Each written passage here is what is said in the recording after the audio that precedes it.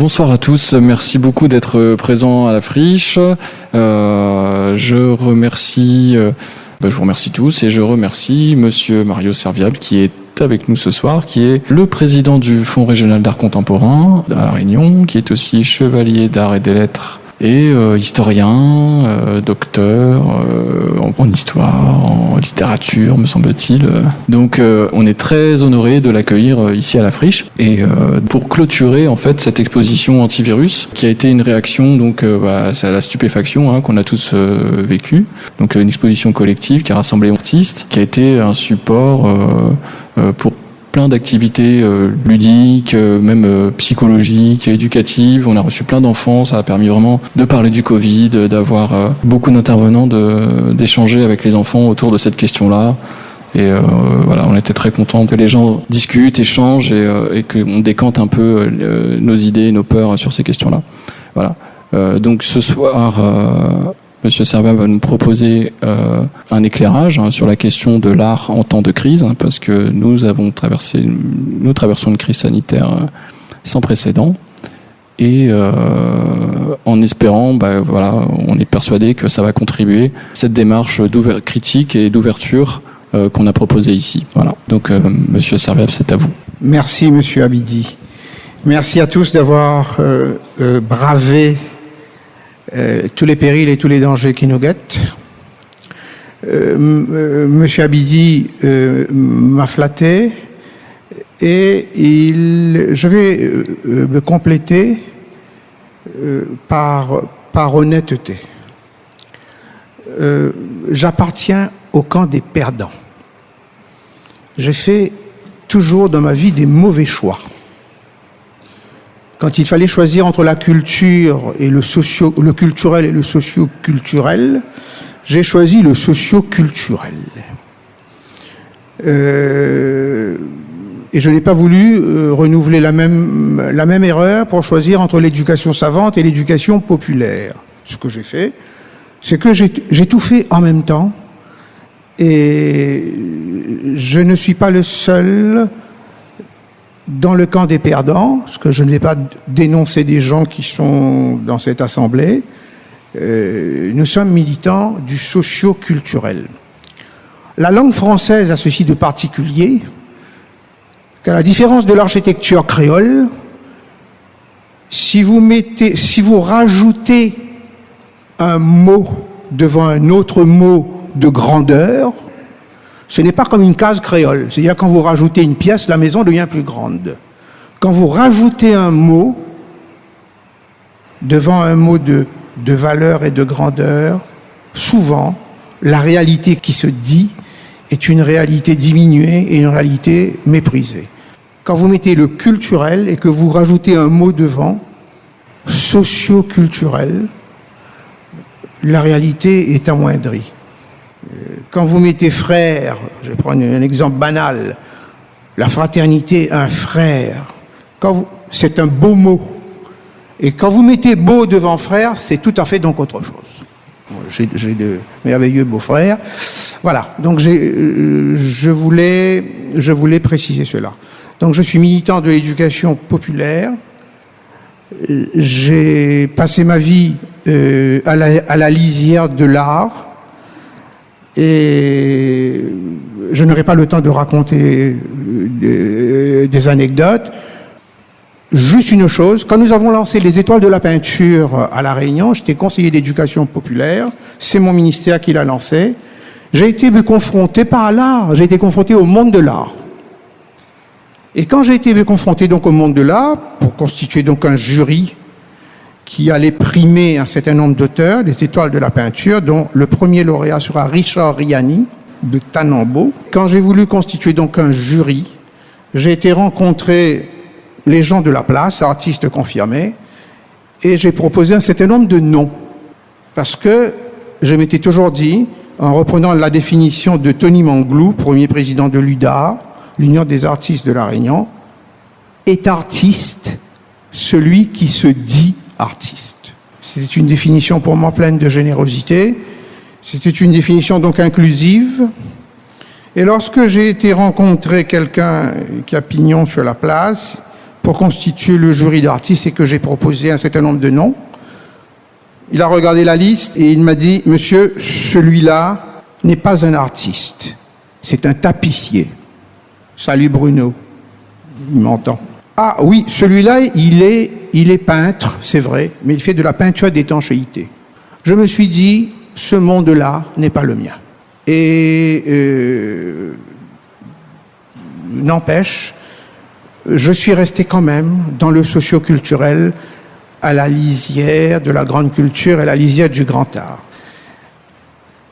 Vous m'avez invité ce soir pour parler de l'art en temps de crise. Donc je vais partager avec vous une réflexion. J'ai une feuille de papier pour votre confort et pour le mien, pour que je ne dérive pas trop.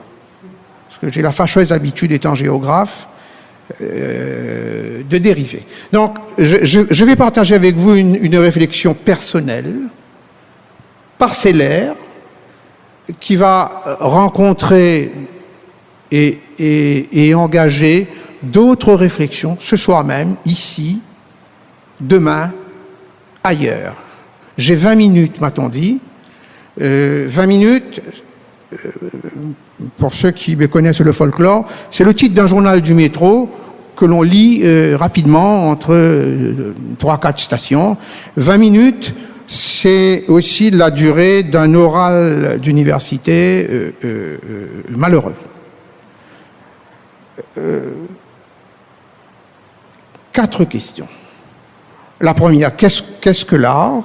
La seconde, qu'est-ce que l'art contemporain ? La troisième, qu'est-ce que l'art en temps de crise ? La quatrième, avons-nous des raisons d'espérer ? Tout de suite, je précise que le titre que nous avons choisi, l'art en temps de crise, c'est un titre c'est le titre d'un colloque qui a eu lieu les 4 et 5 mars 1994, donc à Strasbourg, et dont, pour ceux qui sont intéressés, les actes de ce colloque, l'art en temps de crise, se trouvent à la bibliothèque Kandinsky au centre Pompidou. Qu'est-ce que l'art ? 3 choses. Premièrement, c'est une expression originelle durable, une expression qui est aux origines de l'être humain. Pariétal, c'est-à-dire sur la paroi, rupestre sur la roche, c'est presque la même chose. C'est une parole peinte qui nous parle encore. C'est une expression manuelle, colorée, figurative, signée ou pas, j'en sais rien. Des traces de main. Ça, c'est la première chose. Donc, une expression originale durable. La deuxième chose, c'est que c'est un écosystème qui se déploie entre l'objet et l'émotion, qui se déploie entre la matière et l'œuvre, et qui se déploie entre la virtuosité solitaire et l'infinie sociabilité des regards lors du vernissage. La troisième dimension de l'art, c'est que, ne nous leurrons pas, c'est certes une affaire de dextérité, c'est aussi une affaire de regard, c'est une prise en regard de quelque chose, une prise en otage par des regards, et c'est aussi un marché. Je vais vous donner, parce que ça m'a aidé, parce que je l'ai trouvé très bien, c'est une collègue de l'Université de Bourgogne, Gwenola Regruto, qui lors d'une conférence en 1992 disait « L'art est la création d'objets spécifiques, appelés artefacts, c'est-à-dire des objets tendant à viser le beau, ou au moins à stimuler les sens. Ces objets, les œuvres d'art, sont destinés à produire un état de sensibilité plus ou moins lié au plaisir esthétique. Beau, sensibilité, plaisir, les 3 mots-clés de cette définition. Deuxième question, qu'est-ce que c'est que l'art contemporain ? L'art contemporain, quand on fait le tour, c'est toujours un mauvais regard au mauvais moment. C'est une affaire de mauvais penchant et de perdants. Je vais vous égrener en mode buffet 3 regards sur l'art contemporain. Je vais commencer par Baudrillard. Ceux qui ont fait philo se souviennent de Jean Baudrillard. Jean Baudrillard a écrit sur l'art contemporain le titre de son ouvrage, provocateur. L'art contemporain est nul. C'est un article qui est apparu dans l'IB du 20 mai 1996. Baudrillard dit « Toute la duplicité de l'art contemporain est là. Revendiquer la nullité, l'insignifiance, le non-sens. Viser la nullité alors qu'on est déjà nul. Viser le non-sens alors que l'on est déjà insignifiant. » Là-dessus, Yasmina Reza, qui a fait une pièce qui fut beaucoup courue, cette pièce, puisque Fabrice Lucchini jouait dans cette pièce. Donc c'est une pièce donc en 2 actes en 1994 qui s'appelle L'Art. Et j'ai prélevé, ce que les prélèvements sont de mode en ce moment, j'ai prélevé cette citation dans le texte. Quand on dit telle chose est une merde, c'est qu'on a un critère de valeur pour estimer cette chose. On peut dire je ne vois pas, je ne sais pas, on ne peut pas dire c'est une merde. Dans la pièce, pour ceux qui n'avaient pas vu ou qui ne connaissent pas la pièce, la scène se passe autour d'un achat, 200 000 francs donc à l'époque, nous sommes en 1994, d'une toile blanche avec, quand on cligne des yeux, apparaissent ou pas des liserés blancs. C'était l'objet de la pièce. Et 3e texte de Gwenola Regruto, toujours dans cette conférence du 20 octobre 1992, toute la duplicité de l'art contemporain est là. Tiens, ça c'est Baudrillard. Donc, ce n'est pas l'art qui est en crise, dit Gwenola Regruto, mais le jugement sur les productions. En effet, ceux qui jugent ne savent plus que dire ni que faire. Ils ne savent plus comment et quand jouir. 3e question, qu'est-ce que l'art en temps de crise ? C'est la question fondamentale, c'est ce qui explique notre présence ce soir. Quand l'écosystème, je vous avais dit que l'art est un écosystème, quand l'écosystème s'effondre, qui est en crise ? Qu'est-ce qui est en crise ? Est-ce que c'est la création ? Est-ce que c'est la commande, publique ou privée ? Ou est-ce que c'est la mise en visibilité ? C'est-à-dire le boulot des galeristes, etc. Je vais prendre l'exemple de Léonard de Vinci pour essayer d'apporter avec vous, de dégager des réponses. Alors, je suis obligé de dire ma vision de Léonard de Vinci, qui permet d'incarner et de comprendre ce que c'est qu'un écosystème artistique, et pour lui, technologique, et pour lui, politique.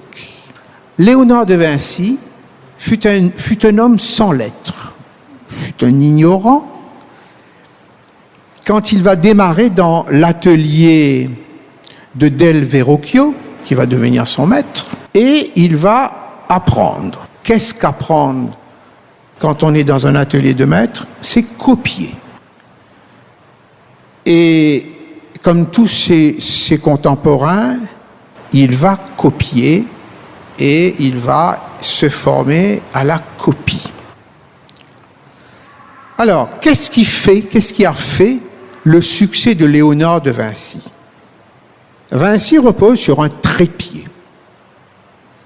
Si j'égrène tout ça, c'est que pour dire la réponse à nos questions contemporaines se trouve dans la boîte à outils du passé, de notre mémoire. Vinci repose sur un trépied.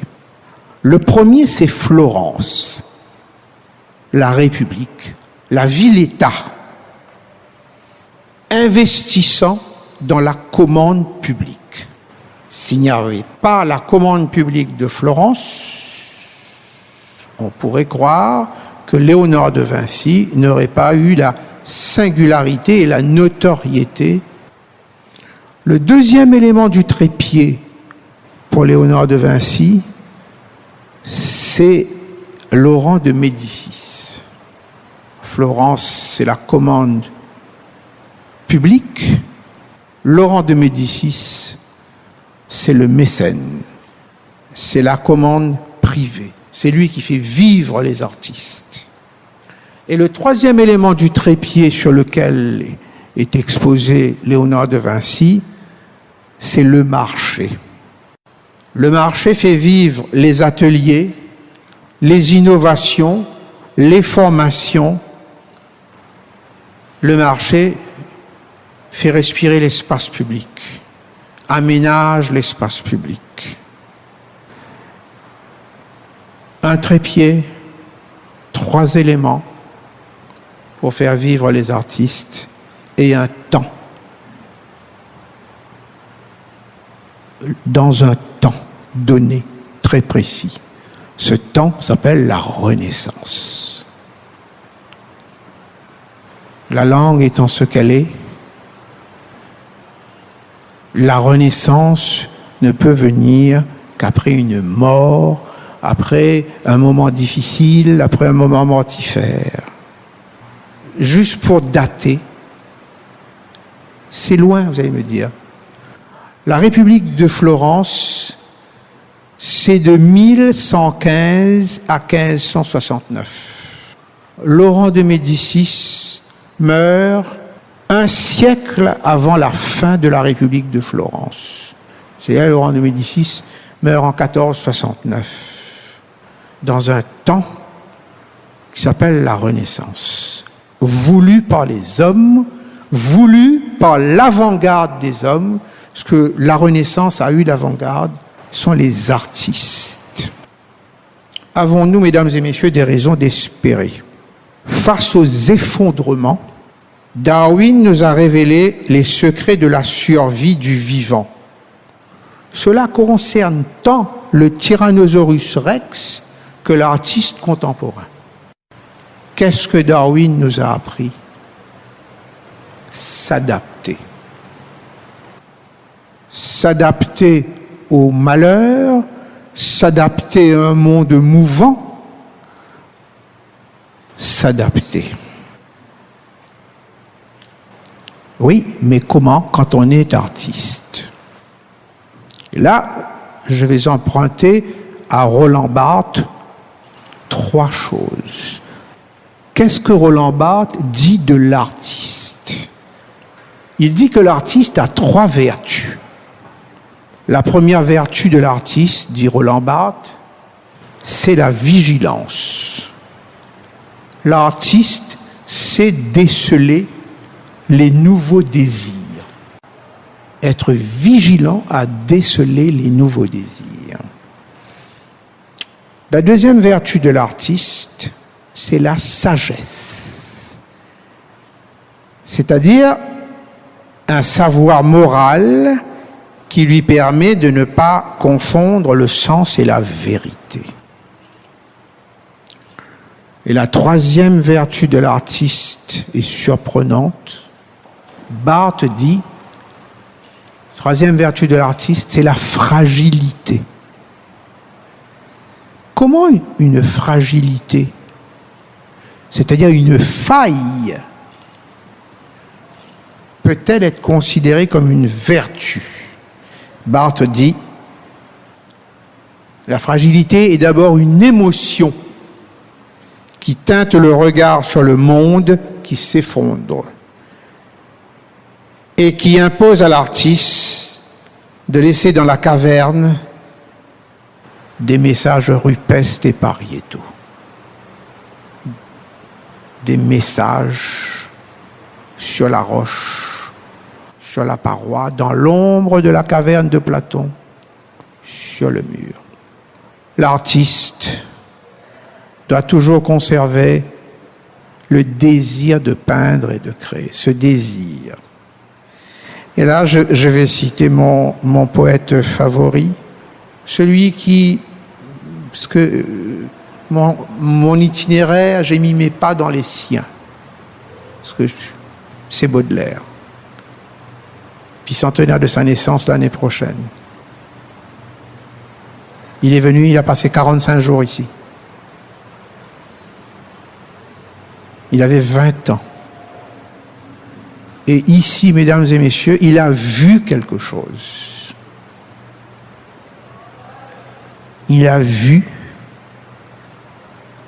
que dans cette île, l'avenir de l'humanité, la solution au problème de l'humanité était là, à portée de main, sur le sable noir de Saint-Paul. Le vivre ensemble. Mon enfant, ma sœur, songe à la douceur d'aller là-bas vivre ensemble. Aimer à loisir, aimer et mourir au pays qui te ressemble. Ce sont les premiers vers de l'invitation au voyage. Si je cite Baudelaire, c'est que Baudelaire a œuvré bien plus pour l'art plastique, notamment dans les salons du Hof, que pour la poésie.